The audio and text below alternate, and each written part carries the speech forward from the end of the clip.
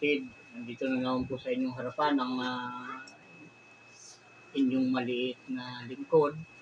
At muli ay naghahatid sa inyo na walang asawa ng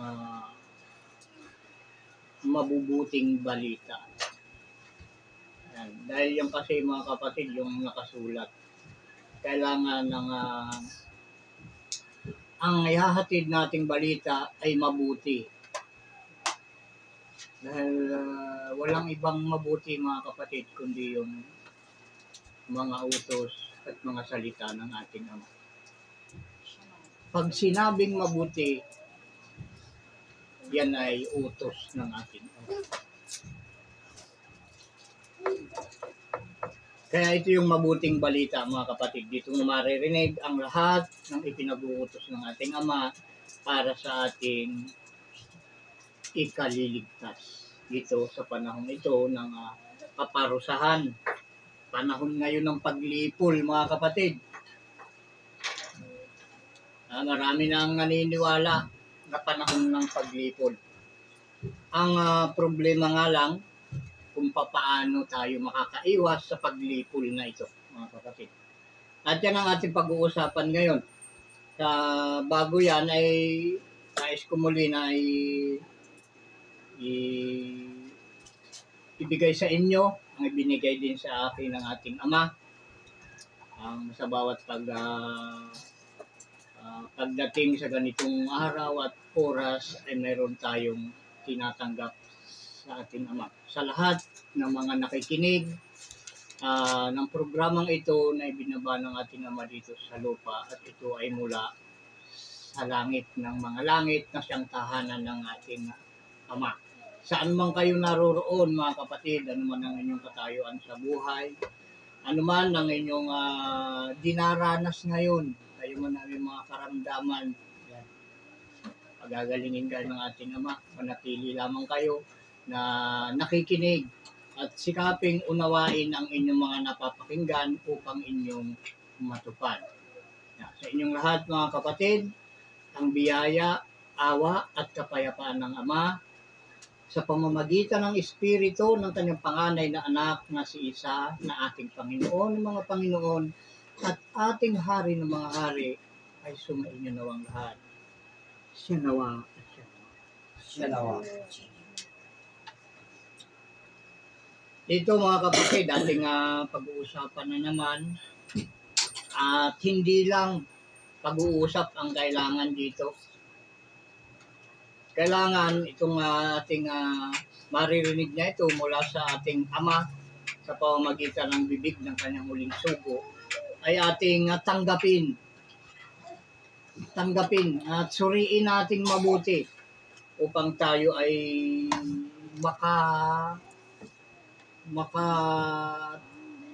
makalingid.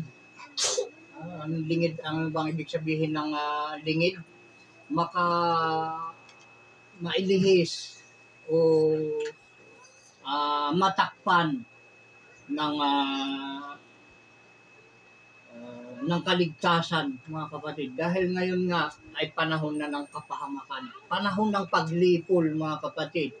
At ito ang ating ibabahagi sa inyo kung sino-sino ang mga malilipol at ano-ano ang kanilang mga ginagawa. Bakit sila ay malilipol?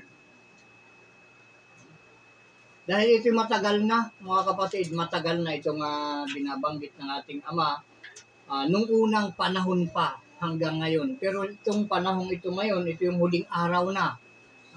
Wala nang susunod pa na ibang panahon dahil itong huling araw mga kapatid, hanggang year 3000 lang tayo. Hanggang sa ikatlong araw lang tayo mga kapatid. At tayong lahat ay babaguhin na. Binabago niya tayo dito, pasimulang ito, dito sa amin nagsimula ang pagbabago mga kapatid. At kung inyo ito tatanggapin, ay mapapasama kayo sa pagbabagong ito na ayon sa kalooban ng ating Ama. Hindi ito ayon sa kalooban ng kung sino-sino mga kapatid. O tayo man, hindi ito ayon sa ating sariling kalooban. Ito'y sa kalooban ng ating Ama. Sa kanyang plano ito. Kahit ako di ko ito alam. Itinuturo lang sa akin ng ating Ama kung ano mga dapat gawin, salitain, kainin, idalangin, lahat. Siya ang nag-uutos dito. Dahil ang ating Panginoong si Isawa Ama, siya ang hari namin dito, mga kapatid. At ganoon din kayo kung kayo maniniwala dito, hari natin. Kaya ang ating Panginoong si Isa, o Ama, ating Panginoon ng mga Panginoon at hari ng mga hari. Siya ang ating sinusunod dito. Wala tayong pinaniniwalaang tao dito, mga kapatid. Ang pinaniniwalaan lang natin dito ay ang mga salita ng ating Ama na binigay sa atin ngayong huling araw. Ito na nga yung panahon ng paglipol sa mga makasalanan. Ito kasi ilang ulit na binabanggit ng ating Ama na ating mababasa sa Hebreo 1:1. Kung ilang ulit na itong binabanggit itong mga aral na ito. O tingnan natin doon sa Hebreo 1:1. Maraming pamamaraan ang ginawa ng ating Ama para ito ay maiparating sa tao.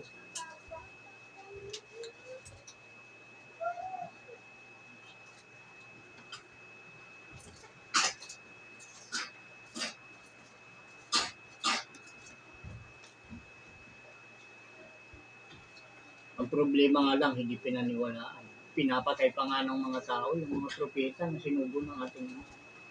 Kaya ito yung patunay na ito kung ilang beses nang sinabi. At iba't ibang paraan ginamit. Kaya basahin natin sa Hebreo 1:1. Ang Diyos, yan, yung ating Ama, na nagsalita ng unang panahon sa ating mga magulang sa iba't ibang panahon at sa iba't ibang paraan sa pamamagitan ng mga propeta.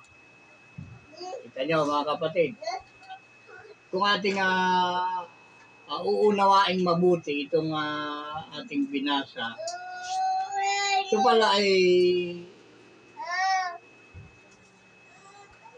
panapanahon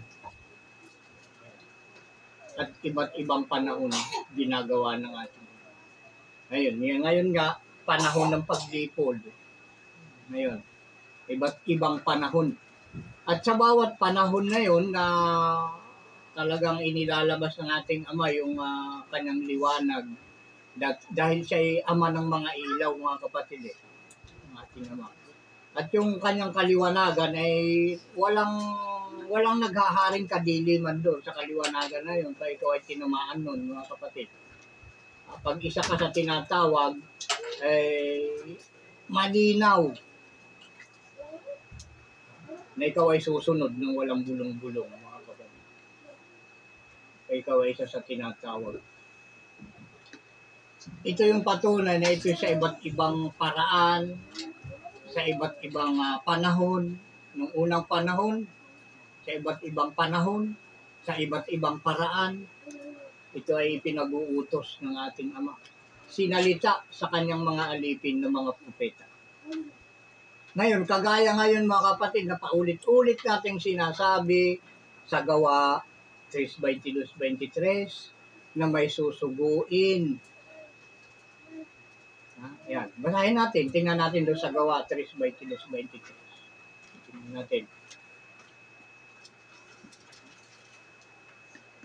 3:22-23.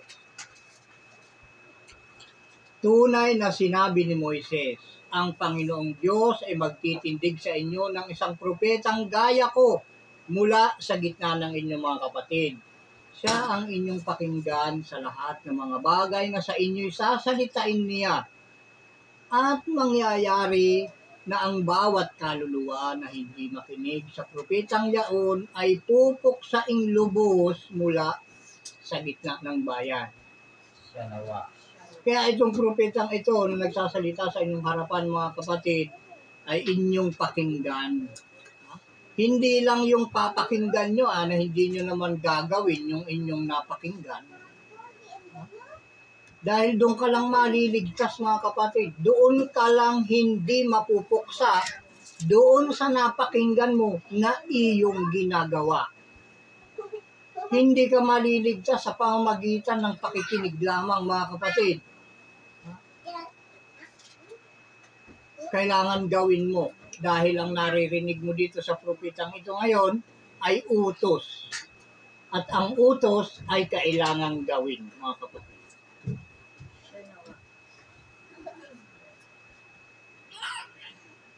Yan, ilang ulit na natin binanggit ito. At ito pinagdidiinan natin para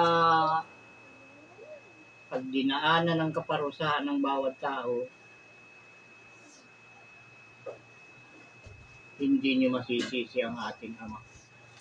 Dahil ang kaligtasan ay naroon sa pagkakilala sa kanyang bagong pangalan.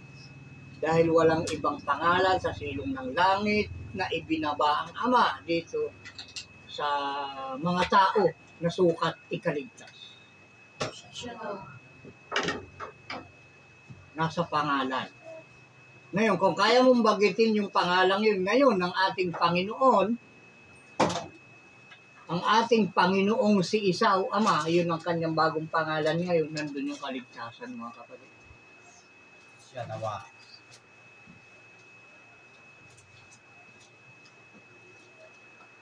Wala itong kasinungalingan.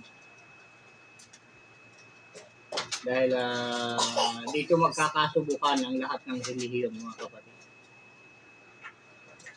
Kung sino nagsasabi na may kaligtasan doon sa kanila, pag pinagtabi-tabi ito at umulan ng apoy mga kapatid, doon makikita kung sino yung relihiyon na maliligtas. Dahil dito sa panahong ito ng kapahamakan nga at kaparusahan, paglipol, ay yung mga relihiyon, nag-iipon-ipon din yan eh. May kanya-kanya nga silang sambahan eh. At doon mo makikilala kung sino yung talagang tapat at totoo. Pagdating ng paglipol mga kapatid.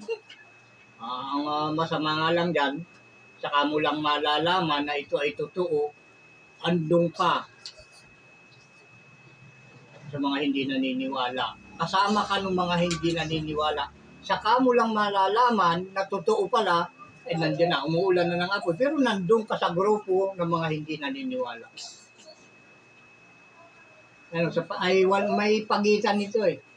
Pag nakapasok ka dito, sa panahon ng parusa, hindi ka lalabas. Hindi ka makalabas. Pag hindi ka nakapasok dito sa panahon ng parusa, hindi ka makapasok. Kaya ngayon mga kapatid, hanggat wala pa yung parusa, pumasok ka na. Dahil sa panahon ng parusa, hindi ka na makapasok dito. Huli na ang lahat mga kapatid. Hindi ka nakaabot. Hindi ka nakaabot dun sa... Hindi ka nakaabot sa huli. Mabuti kung huli dahil kadugtong ka ng una. Ngayon, pag ikaw ay nasa hulihan pa nung huli, ay hindi mo inabutan yung huli.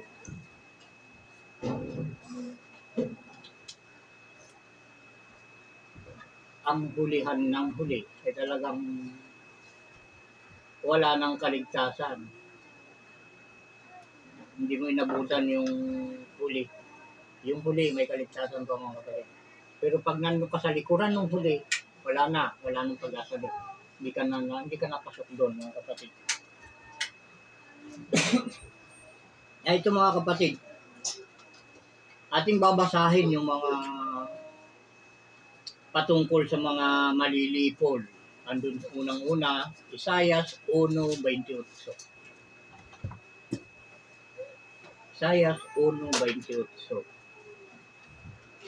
Siguro naman mga kapatid, alam niyo na kung ano ang hinahawakan ng mga tao na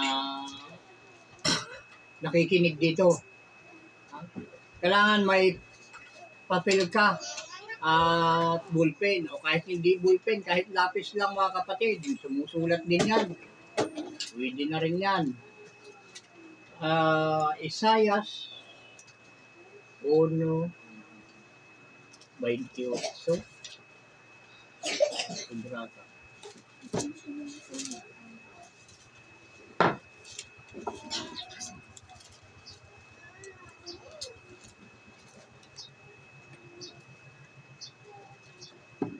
Ayan. Yung unang nabanggit natin kanina, mga kapatid, yung propeta na kagaya ni Moises, di ba? Pag sinabi kasing kagaya ni Moises, si Moises lang kasi ang binigyan ng 10 utos, mga kapatid. Kay Moises lang binigay yung 10 utos. Ay ngayon, panahon ito, maraming hindi naniniwala sa 10 utos eh. May susuguin na propeta na kagaya ni Moises. Kaya malinaw, yung 10 utos hawak niya. Nasa kanya ito. Yun yung mga kautusan. At ito yung mga malilipol, mga kapatid, yung hindi tumutupad ng mga kautusan.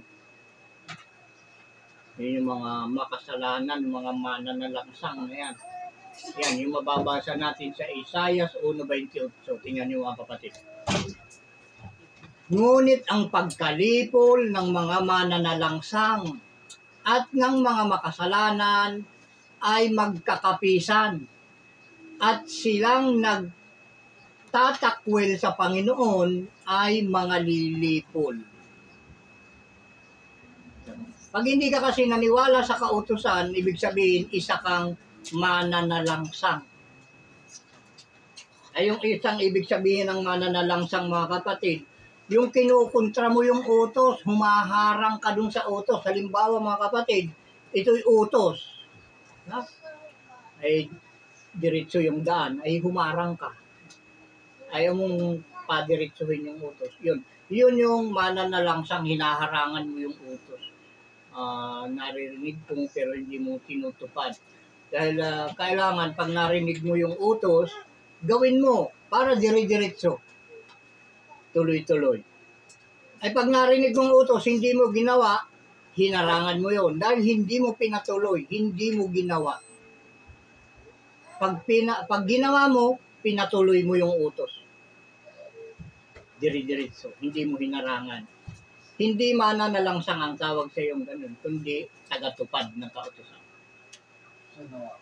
Kapag ikaw ay nakarinig ng utos ng ating Ama at ginawa mo, hindi mo hinarangan yung utos. Bagkus, iyong tinupad. Pinatuloy mo, tuloy-tuloy. So, andun pa sa 13:9 ng Isaiah pa rin, mga kapatid. May mababasa din tayo doon. 13:9 ng Isaiah.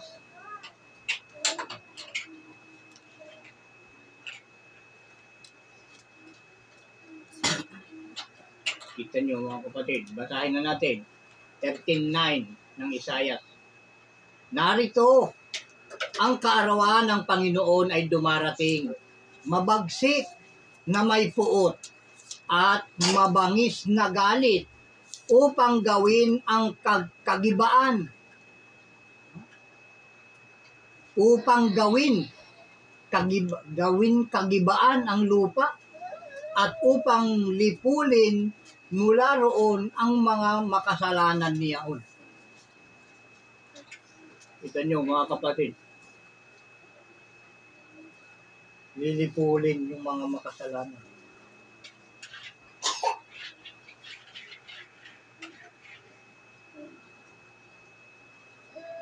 Dahil, mga kapatid, yung mga makasalanan kasi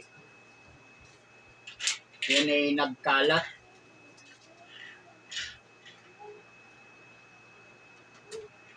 Ngayon, ang tanong ko sa inyo, mga kapatid, sino ngayon yung walang kasalanan?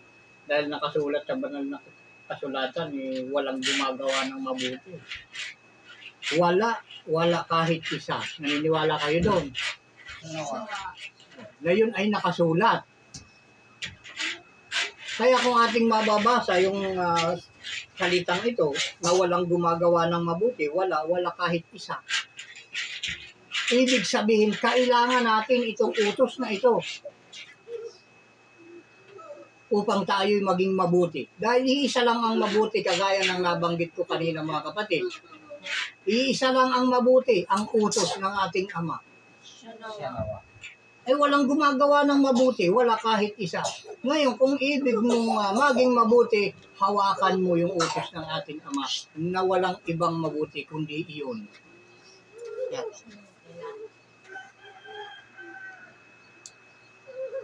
Wala kahit isa. Kaya itong utos nananatili mga kapatid dahil walang gumagawa ng mabuti. Ang utos ang pinakamabuti sa lahat. Higit yan sa pagkain mga kapatid. Higit yan sa pera. Higit yan sa buhay. Dahil pag yan ay nasa iyo, hindi ka problema sa pera. Hindi ka problema sa iyong buhay. Dahil lahat ng kabutihan ay darating sa iyo. Siya nawa. Kumapit lang tayong mabuti sa kanyang mga utos. Dahil yan ang nag-iisang mabuti, mga kapatid. Kagaya ng binanggit natin, walang gumagawa ng mabuti. Wala kahit isa. Ayun, ilista nyo, babasahin ko kung ilan. Kung ilang beses binanggit yung walang gumagawa ng mabuti. Ando sa Awit, 53:3, Roma, 3:10, hanggang sa 12, Awit 14:3. Kita nyo. Yan, kung nailista nyo yan, doon nyo makikita, mababasa yung mga lang gumagawa ng mabuti. Wala kahit isa. Sana naunawaan nyo itong sinasabi ko na iisa lang ang mabuti, ang utos ng ating Ama. At kung mabuti ang utos, mas higit na mabuti ang nag-utos. Siya nawa. So, mga kapatid.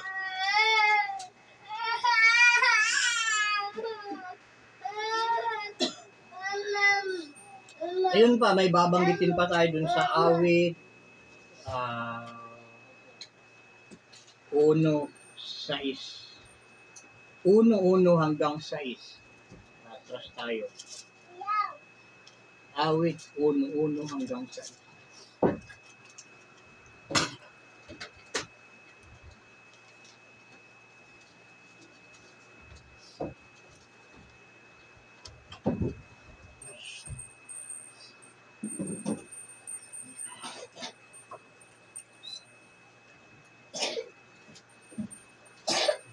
Yan, basahin na natin. Awit 1:1 hanggang 6. Ito, mga paalalang mga salita. Ito, mga kapatid. Mapalad ang tao na hindi lumalakad sa payo ng masama.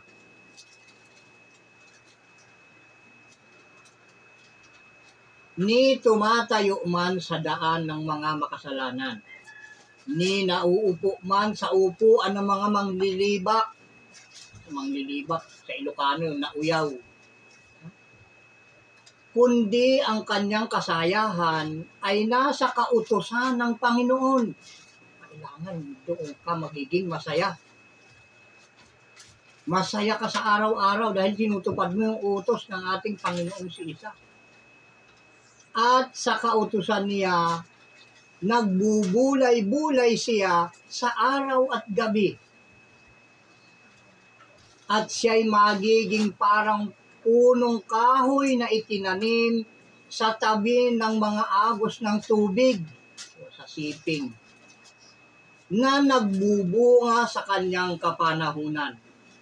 Ang kanyang dahon na may hindi malalanta at anumang kaniyang gawin ay giginhawa. Ang masama ay hindi gayon, kundi parang ipa na itinataboy ng hangin. Kaya't ang masama ay hindi tatayo sa paghatol, at ang mga makasalanan man sa kapisanan ng mga matuwid. Sapagkat nalalaman ng Panginoon ang lakad ng mga matuwid. Ngunit ang lakad ng masama ay mapapahamak. Siya nawa. Yan yung mga kapatid. Yung magbubulay-bulay ka, yung masisiyahan ka sa pagtupad ng utos ng ating Ama at yan ay binubulay mo sa araw at gabi.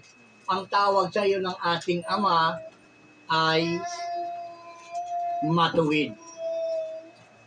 Sapagkat nalalaman ng Panginoon ang lakad ng mga matuwid. Yun, yung mga nasisiyahan sa pagtupad sa utos ng ating Ama at binubulay. Ibig sabihin, palagi mong inaalala, iniisip palagi, araw at gabi yung kanyang mga kautusan. Ang tawag sa iyo ng ating Ama, ha?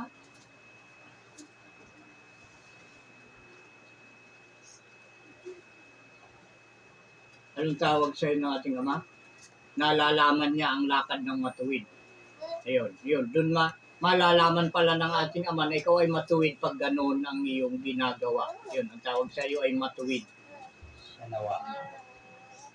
Ang lakad ng masama naman ay mapapahama. Yun yung ando sa 3, yung kakontak na tunay nito. Doon sa 6, yung ando sa 2. Ang kasayahan ay nasa kautusan ng Panginoon at sa kautusan niya nagbubulay-bulay sa araw at gabi. Siya ay magiging parang punong kahoy na itinanim sa siping ng mga agos ng tubig na nagbubunga sa kanyang kapanahunan. Ang kanyang dahon naman ay hindi malalanta at anumang kanyang gawin ay giginhawa. Kita mo yung pangako. Napakaganda ng pangako dito mga kapatid. Lahat mong gagawin, giginhawa. Ang mga dahon mo, hindi malalansa. Lahat ng ginagawa mo, talagang inaalalayan ng ating Ama. Pinagtitibay niya ang bawat ginagawa ng iyong mga kamay, mga kapatid. Kung ikaw ay doon nasisiyahan sa pagtupad sa utos ng ating Ama at binubulay mo sa araw at gabi. Siya nawa. Napakaganda ng pangako ng ating Ama. Dahil dito sa panahong ito, mga kapatid, hindi mga banal ang tinatawag ng ating Ama. Kaya ganito ang ating mga binabanggit palagi. Hindi banal ang tinatawag ng ating Ama. Kaya nga may utos eh. Yung utos, para tayo ay baguhin. Yung utos kasi ay wala sa atin eh. Nasa Ama. Kaya binibigay sa atin para tayo ay mabago. Pag nasa atin na yung utos, tinutupad na natin yung utos, tayo na ngayon ay mababago. Ang katotohanan mga kapatid, hindi banal ang tinatawag ng ating Ama. Ang mga makasalanan. Dahil banal ka na nga, ay uutusan ka pa, ay banal ka na. Ngayon, hanggat nasa atin ang kautusan, kailangan tayo ay sumunod diyan sa kautusan na yan upang tayo ay maging banal. At ang banal ang hahatol sa sanglibutan mga kapatid. Siya nawa. Bakit gano'n ang sabi ng ating Panginoong si Isa? Dahil may panalangin na ibinigay sa mga banal. At ang panalangin yun mga kapatid, kung ibig niyong marinig, yung dugtong lang, karugtong lang, malipol nawa ang mga makasalanan sa lupa at mawala nawa ang masama. Ayun. Kaya yung panalangin nyo ng mga banal mga kapatid. Kaya kung makakakita ka ng tinatawag na banal, ganun yung panalangin nila. Pagkalipol ng mga makasalanan at pagkawala na ng mga masasama. Mawala ang mga masasama, malipol ang mga makasalanan. Dahil ang banal mga kapatid, yan ay tinuring na ng Ama na kanyang anak. At pag ikaw ay anak, kailanman na hindi ka na magkakasala dahil anak ka na niya. Ang tinuturing ng anak mga kapatid ay ang mga banal. Ito yung isang patunay mga kapatid na ang tinatawag ng ating Ama ay mga makasalanan. Dahil walang gumagawa ng mabuti. Wala kahit isa. Ayun yung mababasa natin sa Mateo 9:10 hanggang 13. Yung patunay. Mateo 9:10 hanggang 13. Akala ng iba yung tinatawag ay yung mga banal. Pag mga banal itong na, ay talagang, ano yan mga kapatid, pag may mga banal na, talagang kabi-kabila na talaga yung parusa sa lahat ng sulok ng mundo mga kapatid. Ano yung binanggit natin? 9 hanggang 13.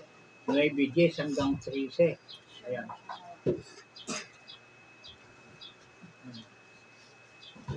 Ayan, basahin na natin.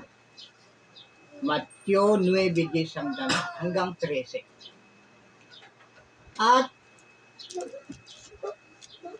nangyari, tama ba? Siya nawa. At nangyari na nang nakaupo siya sa pagkain sa bahay, narito ang maraming maniningil ng buwis at mga makasalanan ay nagsirating at nagsiupong kasalo ni isa at ng kanyang mga alagad. At nang makita ito ng mga Pariseo ay sinabi nila sa kanyang mga alagad, bakit sumasalo ang inyong guro sa mga maniningil ng buwis at mga makasalanan? Datapwat nang ito'y marinig niya ay kanyang sinabi, ang mga walang sakit ay hindi nangangailangan ng manggagamot, kundi ang mga may sakit. Datapwat magsihayo kayo at inyong pag-aralan kung ano ang kahulugan nito. Habag ang ibig ko at hindi hain, sapagkat hindi ako naparito upang tumawag ng mga matuwid, kundi ng mga makasalanan. Siya nawa. Ganyan mga kapatid. Kaya may utos para maging matuwid tayo sa paningin ng ating Ama. Para yung kasalanan, kasabi ng iba ay minana natin sa ating mga magulang na kasalanan, ayan ay mapawi, mawala. Dahil yung kautusan ang makapagtatanggal ng kasalanan natin mga kapatid. Manatili tayo sa kanyang mga utos. At yung mga utos ng yung mga kapatid, matatagpuan mo lamang sa propeta na kagaya ni Moises na nakasulat nga dun sa Gawa 3:22 hanggang 23. Ayan. Kaya kailangan natin ito ay pakaingatang mabuti itong 10 utos. Dahil yung kasalanan na nasa bawat isa ay mawala, mga kapatid, maalis.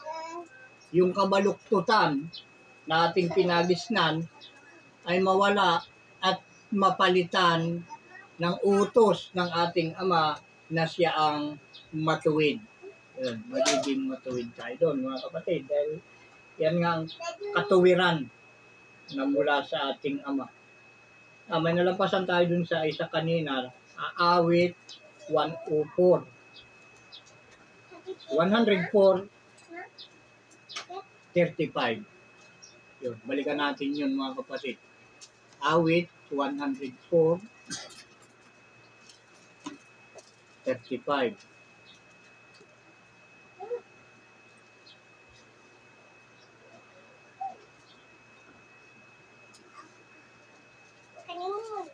Ayun. Pangkuan na ito.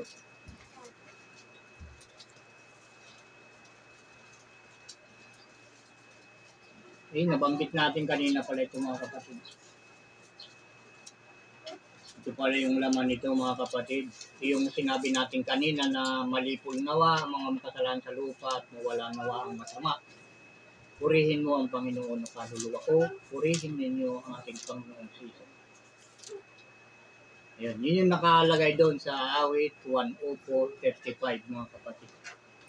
Ito yung palaging binabanggit sa dasal ng mga banal. Yun na yung ginawa ng ating Ama na matuwid. Yun yung mga natutuwa, nasisiyahan sa pagtupad sa lahat ng utos ng ating Ama. At nagbubulay araw at gabi. Yun yung may panalangin na ganito. Malipol nawa ang mga makasalanan sa lupa at mawala nawa ang masama. Ayun. Nating mababasa sa Aklat ng Mga Awit 104:35. At tingnan mo kung anong oras na natin. 35 minutes. Ayan mga kapatid, hanggang dyan na lang muna tayo. Pasensya na, meron pa tayong, marami pa tayo sanang babanggitin. Pero sana meron kayong napulot dito sa ating mensahe na ating tinanggap sa ating Ama. Ang pinagdidiinan dito mga kapatid, yung 10 utos. Muli at muli pinagdidiinan natin yan. Dahil ito lang yung makapag bibigay sa atin ng katuwiran upang tayo maging matuwid para mawala ang ating mga kasalanan.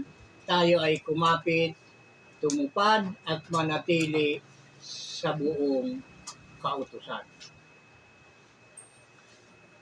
Hindi kautusan ng tao, mga kapatid, sa kautusan ng ating Panginoong si Isao Ama na kanyang ibinigay kay Moises. Ayan. Hanggang sa muli mga kapatid, hanggang sa muli nating pagdadaupang puso. At sa susunod sa May 4 na muli tayong magkikita-kita mga kapatid. Ngayon ay April 27, 2024. At sa susunod muli na Mayo, unang Sabat yun mga kapatid. Unang Sabat. At yan ay birthday and date ng inyong maliit na lingkod. May 4 po ako pinanganak mga kapatid at yan ay unang Sabat. May 4, 1968. Yan mga kapatid, hanggang sa muli. At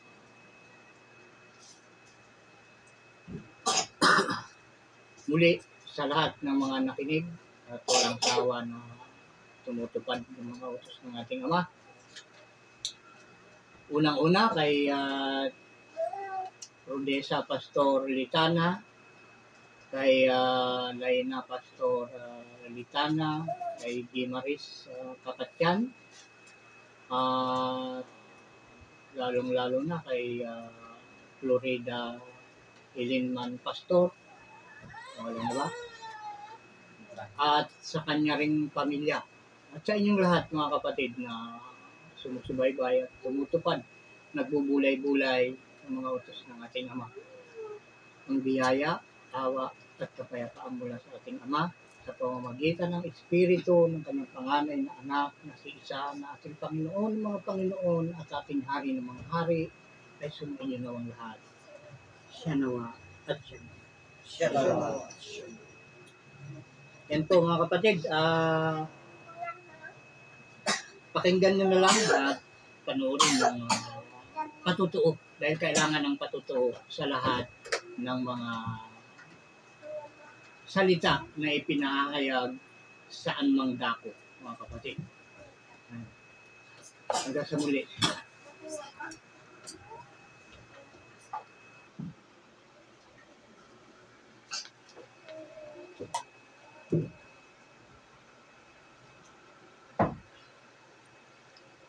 Natin ang ating panataman. Sabay-sabay tayong magpapatuto. Kami ay nagpapatuto at sumasaksi na ang lahat ng mga salita na inyong narinig ay pawang katotohanan at pawang galing sa banal na kasulatan na mula sa bibig ng Sama ng Panginoon na si Isa na anak ng tao na sinugo ngayong huling araw na ang mga salitang